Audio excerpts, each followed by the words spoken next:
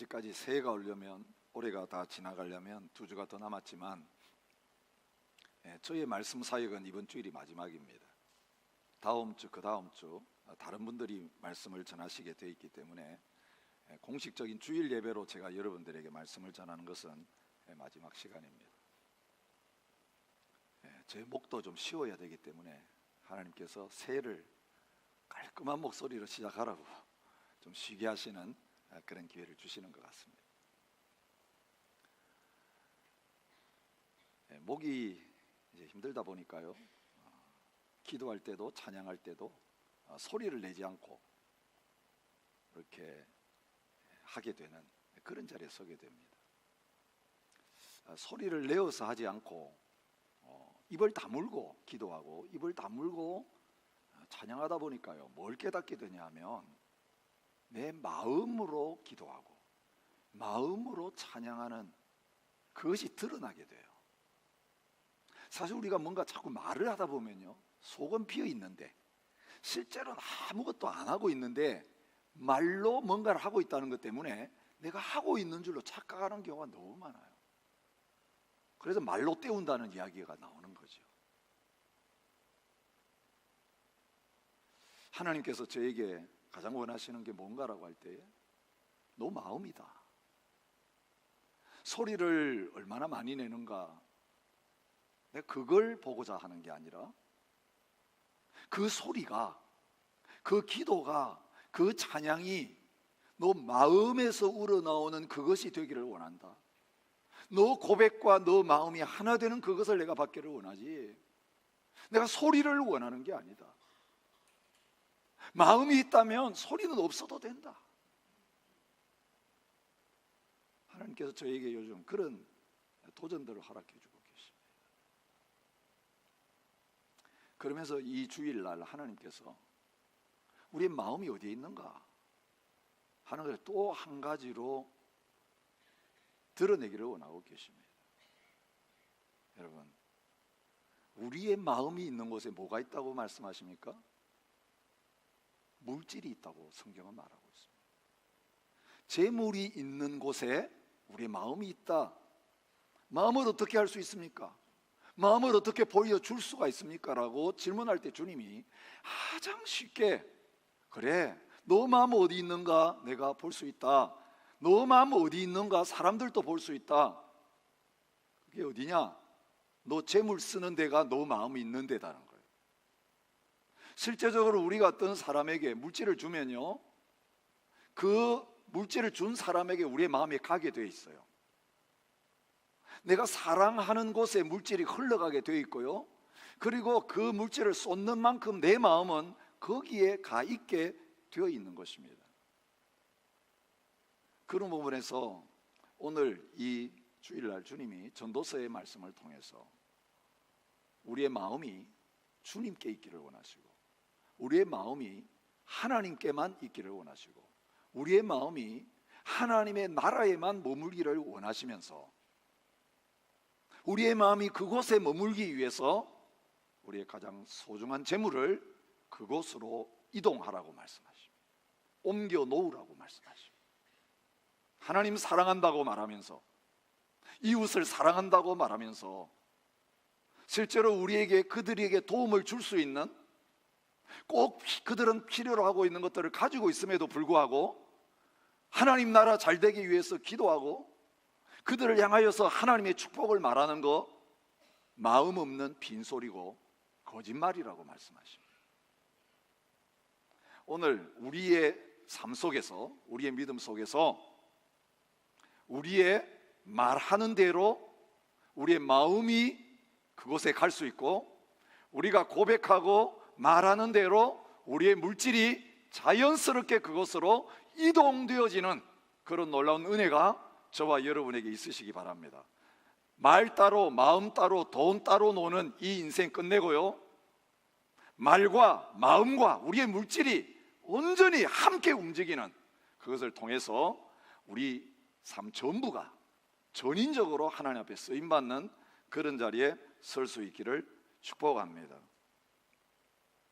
전도서는 가장 많은 재물을 그 당대에 누렸던 솔로몬의 고백입니다. 인생의 말년에. 지난 주일 그렇게 많이 공부하고 수많은 책을 썼던 솔로몬이 세상 지혜 헛되다, 그거 내려놓아라, 그거 구하지 말라, 피곤한 일이다 말씀하십니다. 오늘 말씀을 통해 세상 재물 헛되다, 아무리 많이 가져봐야 허무함만 더해갈 뿐이다, 빨리 내려놓는 것이 지혜다. 진정한 보물을 찾고 그 보물을 붙잡는 삶을 살라고 하시는 것입니다.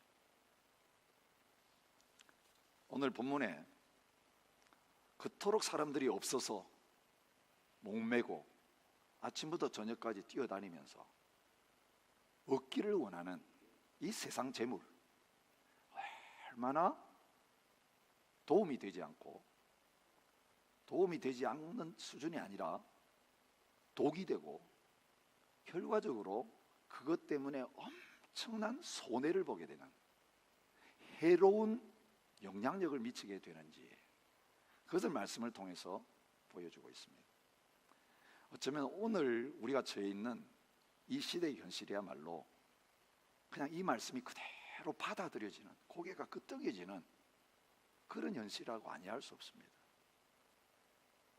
8절이 뭘 이야기하느냐면 정치, 경제, 사회, 문화 모든 영역 속에서 돈 때문에 어떤 부조로 의한 사회적인 악이 생겨지는지를 말해주고 있습니다. 너는 어느 지방에서든지 빈민을 학대하는 것과 정의와 공의를 짓밟는 것을 볼지라도 그것을 이상히 여기지 말라. 권력 잡은 사람들이 그 권력 가지고 없는 사람들 학대하고 그들에게서 착취해가고, 그래서 실현돼야 될 공의와 정의가 무너지는 이 사회적인 악, 구조적인 악의 문제에 대해서 이야기합니다. 그런 일 볼 때에 이상한 일로 여기지 말라고 합니다. 무슨 말입니까? 아무리 세월이 바뀌고 나라가 바뀌어도 이 세상 속에서는 이 돈 문제 때문에 권력 잡은 사람들이 부패하고 타락하고 정의를 상실하게 되어진 일들이 비일비재하게 일어나게 된다는 것을 말씀하고 있는 것입니다. 우리의 조국 가운데서 바로 그 현실을 보는 겁니다. 결국 모든 구조적인 악과 사회 비리의 핵심에 들어가 보면 돈 문제가 있는 거예요. 지금 대한민국에서 대통령의 탄핵까지 이를 정도로 이 문제가 불가지게 된 출발점이 누구인지 아시죠? 한 사람의 비리를 파고 하다 보니까 고구마 줄기처럼 이렇게 다 연결됐는데 그 정점에 대통령이 있는 것이 드러난 거예요. 세계 곳곳에서 들려오는 모든 뉴스의 핵심 속에, 그 권력형 비리의 모든 중심 속에 결국 돈 문제가 있는 것입니다. 얼마나 사회를 부패시키고 타락시키는 악의 근본이 되고 있는지 보여주고 계십니다. 또 한 가지, 왜 재물이 무익한가? 개인적인 삶에도 그 재물이 치명적인 해를 끼친다라고 하는 것을 아주 구체적인 증거로 오늘 말씀해 주고 있습니다. 10절, 은을 사랑하는 자는 은으로 만족하지 못하고 풍요를 사랑하는 자는 소득으로 만족하지 아니하나니 이것도 헛되도다라고 말합니다. 여러분, 우리가 뭔가를 얻으려고 합니다. 그래서 얻기 위해서 노력합니다. 왜 얻으려고 합니까? 만족하기 위해서 합니다. 여러분, 가장 만족한 사람이 가장 행복한 사람입니다. 근데 오늘 이 세상에서 일어나는 일들 보면 참 이해할 수가 없습니다. 가장 잘 사는 사람이 가장 만족해야 합니다. 가장 많이 배운 사람이 가장 만족해야 합니다. 가장 높은 데 있는 사람이 가장 만족해야 합니다. 만족하십니까? 행복하십니까? 물어보면 선진국이 제일 행복지수가 높아야 합니다. 제일 못 사고 못 배운 가난한 나라 사람들 불행지수가 가장 높고 행복지수가 낮아야 합니다. 결과는 어떻습니까? 제일 사회복지가 잘 갖추어져 있는 그 나라의 자살률이 최고입니다. 사람들은 행복하지 않다고 이야기합니다. 제일 먹고 살기도 어려운 가난한 나라들, 우리 이웃에 있는 바누아투를 비롯해서 방글라데시 이런 나라들이 행복하십니까? 라고 할 때 가장 행복하다라고 하는 그런 고백을 하고 있는 것을 보게 됩니다. 행복의 문제는 만족의 문제와 관련되어 있습니다. 그런데 우리의 불행을 돈으로 채워보려고 하는 사람은 가지면 가질수록 만족하지 못하는 자리에 서게 되니까 재물을 얻어서 만족하고 행복해 보려고 하는 모든 노력은 헛된 노력이다라고 말하는 것입니다. 여러분, 더 많이 가지려고 하는 이유는 비교의식 때문에 그렇습니다. 여러분, 참 행복하게 잘 살았는데요, 어느 순간에 누구의 말을 딱 한마디 듣는 순간 행복이 와르르 무너집니다. 옆집에 셀렉티브 들어갔대. 이러면 다 깨지는 거예요. 그러면서 그 애는 그날 저녁부터 닥달 당하는 겁니다. 예, 자기 나름대로 최선을 다하고 있어요. 모두가 셀렉티브에 들어가면 셀렉티브가 필요 없죠. 왜 고를 필요가 있어요? 다 집어넣죠. 여러분, 공부해야 될 아이들만 대학 가야 됩니다. 돈 벌어서 열심히 경제계에 진출할 아이들은요, 대학 보내면 안 됩니다. 시간 낭비입니다. 아이만 고통스럽습니다. 그리고 졸업하고 나와도 항상 뒷줄 따라다니게 급급합니다. 열등의식에 한평생 시달려야 합니다. 다른 영역에 가면 톱이 될 애를 거기에 끄트머리에 붙여놓고 기도하면서 행복하게 해주십시오. 그거 하나님 들으시지 않는 기도입니다. 그런 기도하지 말고 걔를 빼내가지고 여기다가 집어넣으라고 주님 말씀하십니다. 무엇 때문에 그렇게 아이를 불행하게 만든지 아세요? 부모들의 욕심 때문에 그렇습니다. 옆집에서 집 샀다, 그런 순간 새 집에서 행복했던 행복은 다 깨집니다. 빚내서라도 융자 받으러서 더 큰 집 삽시다, 이렇게 되는 거예요. 누가 승진했다 이야기 듣는 순간 참 아침부터 저녁까지 그 직장에서 그렇게 수고하는 남편 꼴이 이상하게 미워집니다. 저 돈도 제대로 못 벌어. 무능한 남편이 되는 거예요. 뭐 때문이죠? 비교의식 때문에.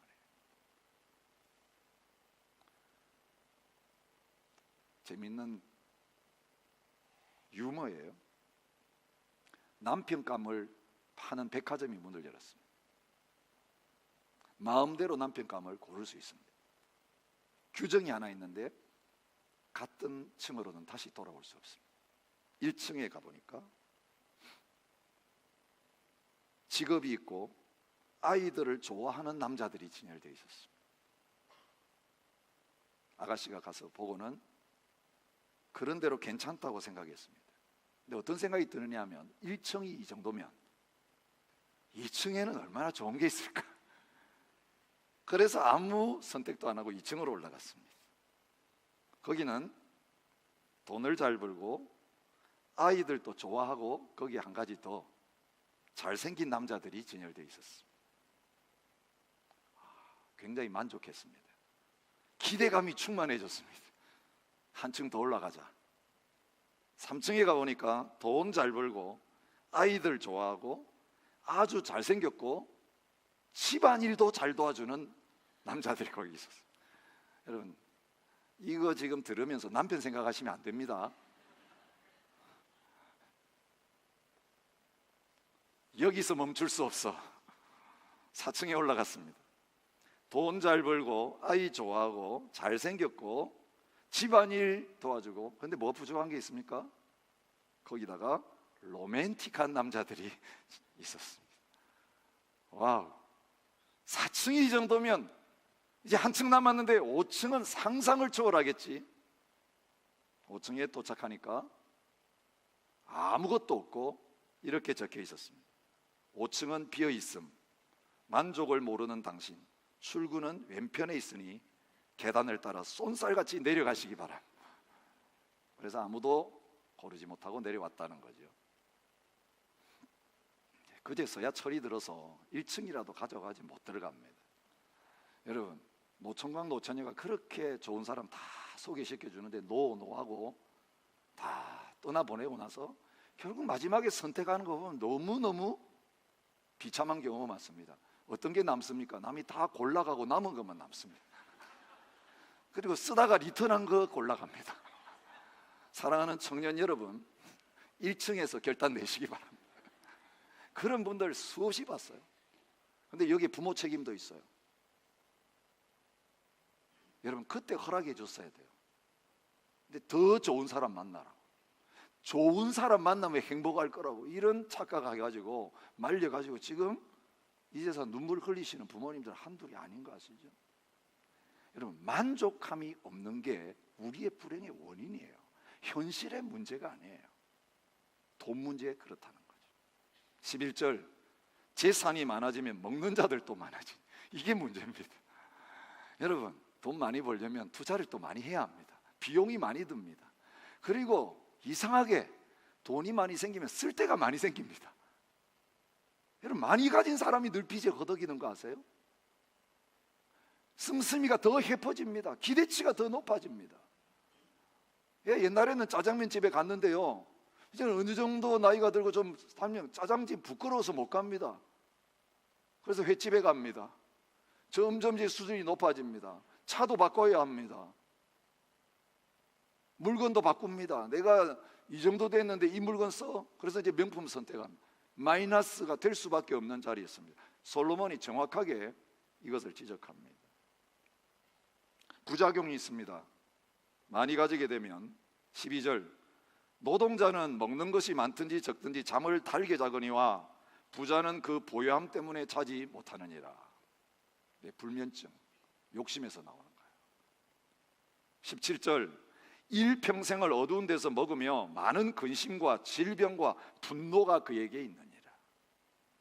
걱정이 떠나지 않고 그대로 안 되면 분노가 생기고, 그 다음 더 중요한 거 말하는데요, 질병이 생깁니다. 여러분, 그 질병 중에 무서운 질병이 뭔지 아세요? 육신적인 질병만이 아니라 정신적인 질병이 부해지려고 하는데, 남들보다 잘하려고 하는데 그걸 얻지 못할 때 생기는 증세입니다. 얼마 전에 미국에 올 초인 거로 알고 있습니다. 월드 토픽이 된 뉴스가 있었습니다. 부자병 걸린 소년에 대한 이야기예요. 18세에 이선 카우치라고 하는 소년 이야기였어요. 음주운전하다가 4명을 죽였어요. 그런데 이게 이제 이슈가 된 게, 법관이 4명 죽인 이 소년을 풀어주었습니다. 보호관찰을 시켰습니다. 집행유예를 했습니다. 왜 그랬느냐? 이 아이는 부자병이라는 거죠. 이 번역을 제가 부자병이라고 했는데 실제적으로 그 영어로는 어플루엔자입니다. 어플루엔스, 부유하다, 풍요하다는 뜻이고, 인플루엔자, 우리가 잘 아는 인플루엔자입니다. 부자병, 어플루엔자예요. 근데 실제로 이 아이가 너무너무 어릴 때부터 모든 걸 다 갖고 누렸기 때문에 그것 때문에 정신적인 문제가 온 거예요. 여러분, 다 누렸으면 행복해야 되는데 부모가 다 하자는 대로 해줬는데 정신적으로 감정을 컨트롤하지 못하는 상태였어요. 물론 음주하는 것도 컨트롤 못했습니다.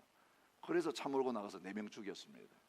이슈가 된 건 보호관찰 상태에 있었던 이 소년이 어머니하고 멕시코로 도망가 버렸어요. 그래서 며칠 만에 다시 찾아가지고 돌아오게 된, 이게 온 세상에 퍼지게 된 거예요. 그러면서 어플루엔자라고 하는 이 부자병에 대한 관심이 있게 된 것입니다. 어플루엔자라고 하는 제목의 책이요, 여러 권 나왔는데, 올리버 제임스라고 하는 분이 발행한 어플루엔자의 라는 그 이름의 책에서 부자병, 어플루엔자가 뭐냐를 이렇게 설명을 했습니다. 풍요로워질수록 더 많은 것을 욕망하는 현대인의 탐욕이 만들어낸 질병, 소비가 우리를 자유롭게 하리라는 소비지상주의 환상을 쫓는 인간을 불행으로 이끄는 것이 특징이다. 주요 증상으로는, 이제 정신적인 증상이죠, 무력감, 과도한 스트레스, 채워지지 않는 욕구, 쇼핑 중독, 만성 울혈, 우울증, 이게 정신 문제를 일으키는 실제적인 병이에요. 더 많이 가지려고 하는데, 더 많이 누리려고 하는데 그것들이 채워져도 채워지지 않아도 병이 되는 거예요. 병의 원인은 만족할 줄 모르는 무한 욕망이라고 하는 것, 이게 정신적인 질병과 죽음을 가져오게 되는 것을 말해주고 있습니다. 그런데 이 일이 의학계에서 진단하고 알려지기 훨씬 전부터 솔로몬을 통해 보여주고 있는 것입니다. 재물 자체가 해가 된다라고 말합니다. 13절, 내가 해 아래서 큰 폐단되는 일이 있는 것을 보았나니 소유주가 재물을 자기에게 해가 되도록 지키는, 소유하는 것이라. 그 재물이 재난을 당할 때 없어지나니 비록 아들은 낳았으나 그 손에 아무것도 없느니라. 그렇게 말합니다. 죽을 때 가지고 가지 못하는 게 재물이라고 말합니다. 그가 못해서 벌거벗고 나왔은즉 그가 나온 대로 돌아가고 수고하여 얻은 것을 아무것도 자기 손에 가지고 가지 못하리니 이것도 큰 불행이라. 어떻게 왔든지 그대로 가리니 바람을 잡는 수고가 그에게 무엇이 유익하라 하랴. 그렇게 말하고 있습니다. 더 많이 가지려고 하는 욕망이 모든 것의 문제의 근원입니다. 가지고 있는데도 제대로 쓰지 못하고 누리지 못하는 것 역시 가장 큰 해악 중의 하나라고 하는 것을 오늘 성경이 말하고 있습니다. 인색이죠. 탐욕과 인색, 동전의 양면이에요. 더 많이 가지려고 하는 욕구는 누려야 될 것을 누리지 못하고 부를 쌓는 거기에만 목적을 두고 모든 것을 집중하게 되는 결과를 가져옵니다. 결과는 그 재물이 그에게 해가 된다는 것입니다. 한평생 노력 헛수고라는 그 결과 죽음 앞에 설 때에 경험되는 것입니다. 유머입니다. 세계 최고의 구두쇠 3위. 3위는 누구냐 하면요, 수면제를 사놓고서 아까워서 먹지 않고 그대로 잠이 든 사람. 두 번째, 200자 원고지를 사서 200자를 다 쓰는 소설가. 비워놔야 돼. 띄어쓰기를 해야 되는데 그게 아까워가지고 띄어쓰기를 안 하고 200자를 다 쓴 사람입니다. 1위는 좀 말씀드리기가 민망합니다. 녹음으로 안 나가니까 제가 말씀드립니다. 대변 누고 나서 물 내리기가 아까워서 소변으로 쓸어내리는 사람.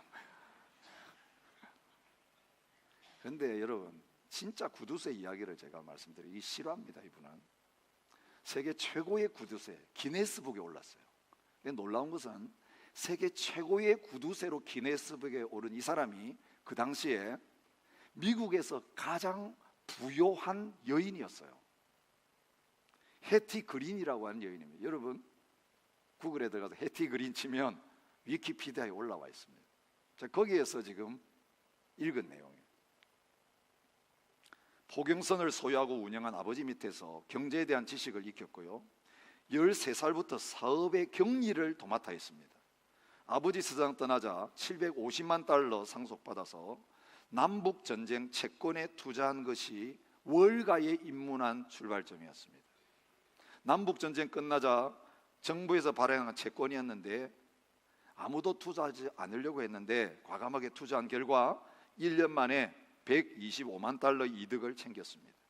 그 다음 부동산, 철도 사업에 투자하고 대출업으로 천문학적인 재산을 모았습니다. 투자의 귀재였습니다. 그런데 그녀가 유명해진 것은 사실은 돈 많이 가진 게 아니라 구두쇠 기질이었어요. 살벌한 추위 때에도 집에 난방을 하지 않았습니다. 평생 온수를 사용하지 않았습니다. 물 끓이는 비용 전략을. 검은 드레스 한 벌로 지났습니다. 그 드레스도 못 입을 만큼 낡아야 바꾸었습니다. 그래서 월가의 위치크래프트, 마녀라고 하는 별명을, 맨날 검은 옷 입고 다니고 물을 아껴 쓰려고 손도 제대로 안 씻었고요, 먹는 음식은 15센트에 불과한 차가운 파이였고요, 2센트짜리 우표 한 장을 주우려고 밤을 지샌 일도 있었습니다. 임대료 내지 않으려고 버려진 물건 넘쳐 흐르는 공간을 사무실로 활용했습니다. 여성 혼자 다니기 꺼리던 당시에도 대출하고 돈을 갚지 않은 사람에게 몇 푼의 돈을 받아내기 위해서 차도 안 타고 수천 마일을 걸어 다녔습니다. 더 불행한 것은요, 아들 다리가 부러졌는데 병원비 아끼고 직접 치료하려고 하다가 결국 아들의 다리를 절단하는 자리에 있었습니다. 딸이 있었는데 청혼한 사람들이 많았습니다. 자신의 돈을 노리고 청혼한다고 생각했습니다. 그래서 결국 청혼한 한 사람에게 딸과의 결혼을 허락했는데요, 그 사위에게 유산 받지 않겠다는 서약서를 받고 결혼시켰습니다. 자기 집도 제대로 없어서 미국 각주에 있는 조그만 아파트를 전전하며 살았는데 세금을 피하기 위한 것이었습니다. 노년의 탈장으로 고생했지만 $150 수술비를 절약하기 위해서 치료를 하지 않았습니다. 어떻게 죽었는지 너무너무 비참합니다. 하녀가 밀크를 사왔는데 밀크가 쉬었다고 야단치다가 뇌졸중으로 죽었습니다. 죽을 때도 그것 때문에 죽었습니다. 81세로 죽었는데요, $2억 막대한 유산이 아들, 딸에게 남겨졌는데 그 자녀들은 마음껏 펑펑 쓰다가 죽었다고 합니다. 이게 오늘 전도에서 말하는 탐욕의 결과입니다. 자기 자신을 위해서 아무것도 누리지 못할 때 생기는 비결입니다. 오늘 말씀을 통해 하나님께서 이 인플루엔자 어떻게 예방할 수 있는지 백신 처방을 내려주십니다. 첫째, 모든 거 내 것이 아니라 하나님이 주시는 것을 것이라는 걸 인정해야 합니다. 재물은 내가 벌었다고 내 게 아닙니다. 왕이라고 할지라도 하나님이 주셔야 먹고 살 수 있다. 왕도 밭의 소산을 받느니라. 8절이 그렇게 말합니다. 자기가 권력 잡고 가지고 있다고 자기 것으로 착각하면 오만한 불의를 행하는 사람이 될 수밖에 없지만, 내가 왕의 자리에 있지만 하나님이 주셔야 먹고 산다, 그 마음 가지면 공의와 정의를 행하는 자리에 갈 수 있다는 말씀. 18절, 19절, 20절입니다. 사람이 하나님께서 그에게 주신 바, 이거 하나님이 주옵니다. 그 일평생에 먹고 마시며 해 아래서 하는 모든 수고 중에서 낙을 보는 것이 선하고 아름다움을 내가 보았나니 그것이 그의 몫이로다.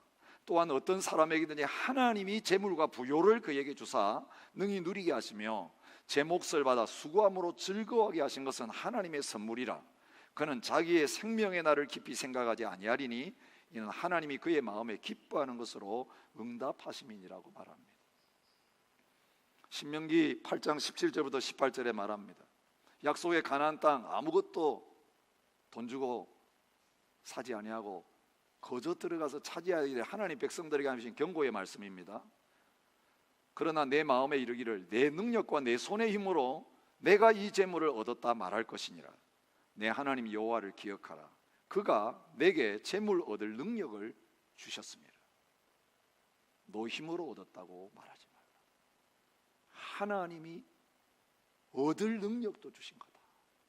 얻을 수 있는 지혜도 주신 거다. 얻을 수 있는 건강도 주신 거다. 얻을 수 있는 기회와 시간도 주셔서 얻은 거다. 여러분, 아무리 많이 가져도 내 것 아니고 주님이 주인이시고 나는 청지기입니다. 이 마음을 잃지 마시기 바랍니다. 잠시 맡아 있으라고 잠시 맡겨줬다는 마음으로 돈 받으셔야 돼요.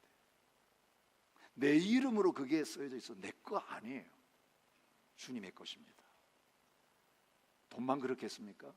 내 자신도, 내 자녀도, 내 사업도, 주님의 교회도 우리 것 아니고 주님의 거예요.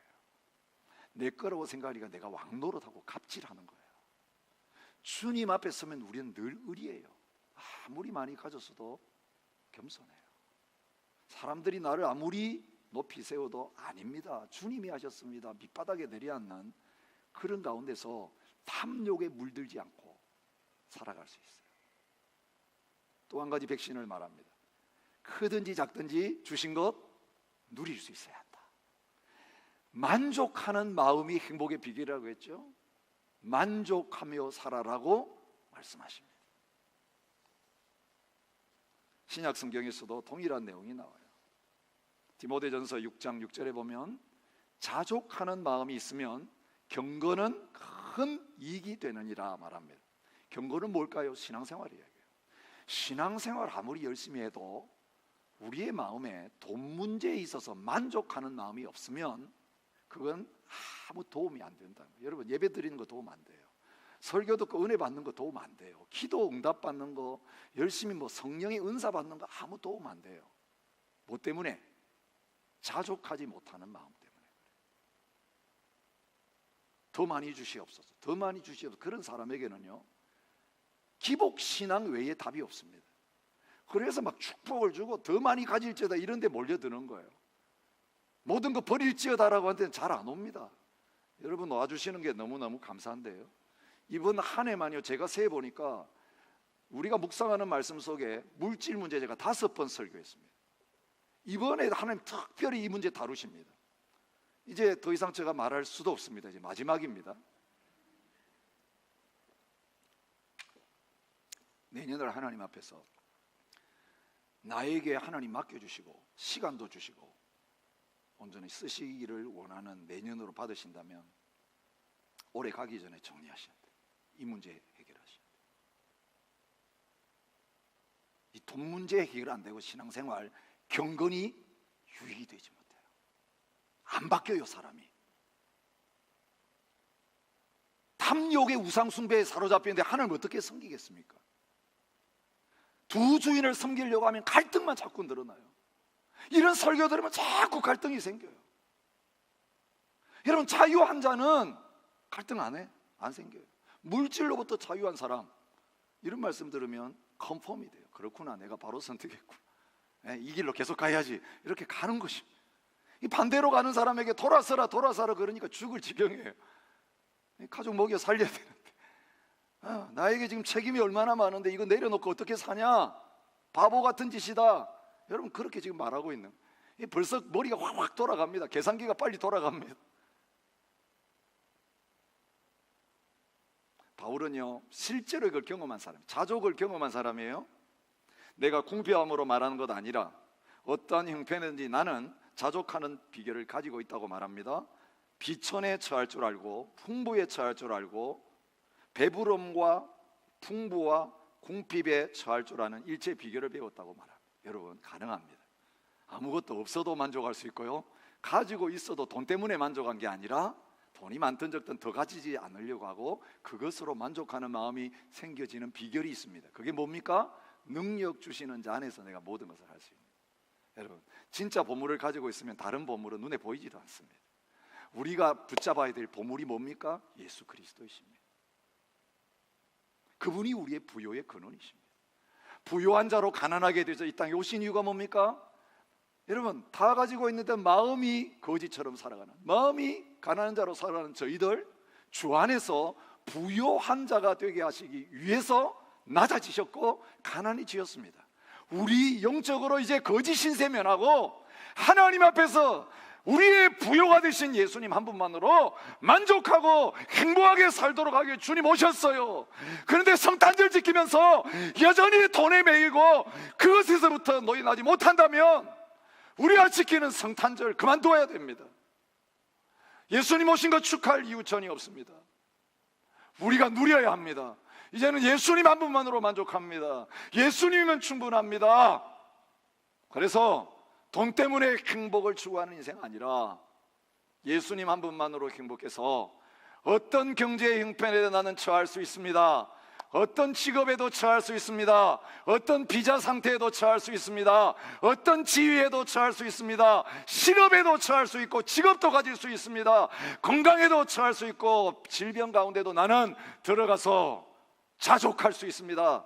나의 만족은 세상의 게 아니고 나의 만족은 눈에 보이는 것 아니고 나의 만족은 주님밖에 없습니다. 능력 주시는 예수 그리스도, 우리의 만족의 비결이 되시고 행복의 근원이십니다. 이 주님과 함께 행복한 사람이 되어서 복 많이 받으라는 인사 이제 그만하고 충분합니다. 얘는 내가 복의 근원으로 살기를 원합니다.